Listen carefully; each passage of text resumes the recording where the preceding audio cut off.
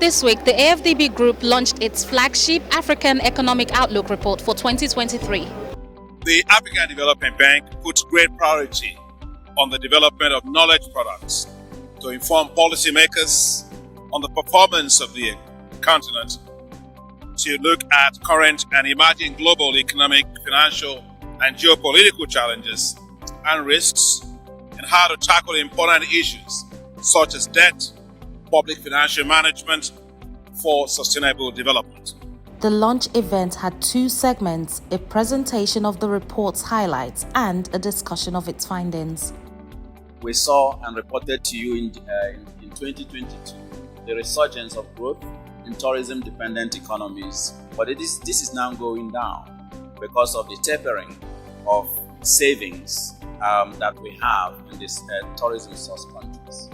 The non-resource intensive economies, which are much more diversified, continues to go forward. So our projection is that such economies will continue to show marked resilience in the coming years. Low-carbon investments require a tremendous amount of capital that public resources alone cannot cover. With public financing declining in most African countries, further compounded by the COVID-19 pandemic and economic disruptions due to Russia's invasion of Ukraine, public funding against climate change will be insufficient. African countries already spend on average nearly 18% of their tax revenue on debt services, leaving very little room for these countries to finance basic services and the transition to green and inclusive growth. So when I look at this report, I'm wondering what is the private sector doing? Here is opportunities to make money and deliver global public goods. So you'll be doing well by doing good. So what are we waiting for? The 2023 report, which shares the same theme as the annual meetings, Mobilizing Private Sector Financing for Climate and Green Growth in Africa, provides a compelling up-to-date evidence and analysis that informs and supports Africa's policy decision makers, the private sector, and the international community. Public sector cannot do it alone. We need the private sector. But needing the private sector doesn't mean that the public sector should scale down its financing. Climate finance for developing countries, particularly in Africa, remains low and fragmented. This is a significant impediment to the country's climate ambitions and its transition to a green economy achievement of the Sustainable Development Goals.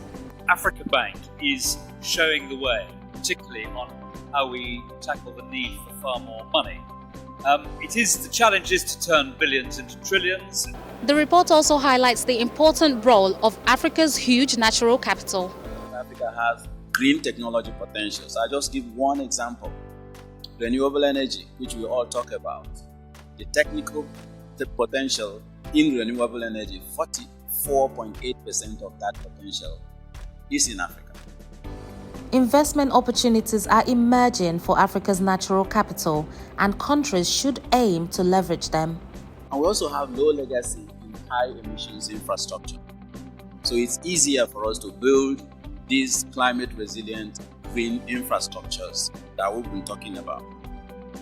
I want to point out, for one time, credit to Eastern Africa region.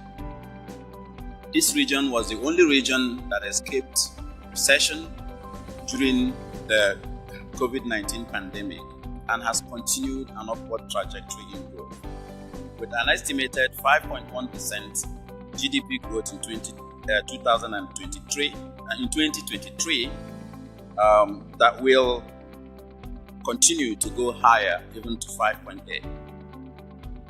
Southern Africa, on the other side, continues to face strong headwinds because of structural issues, energy shortages, and other factors were already discussed in the macroeconomic outlook report launched in January this year. But all the other regions, the central, the western, the northern, maintain also positive trajectory in growth. So the resilience of Africa's economies cuts across the regions. African economies remain resilient, with average growth projected to stabilize at 4.1% in 2023 to 2024. Looking ahead, we see an acceleration of that growth path, with 4% projected at the end of 2023 and 4.3% projected at the end of 2024. And 5 of Africa's fast-growing economies are set to return to the league of the 10 fastest-growing economies in the world. There is also high and growing political will for climate and green growth in Africa. And COP27, hosted by the Arab Republic of Egypt, was a clear example. This meeting, clear example, heads of states, prime ministers, ministers intervening, and everybody is one voice. Africa needs to act. The world needs to act to support Africa, and global financial institutions need to be reformed to support Africa better.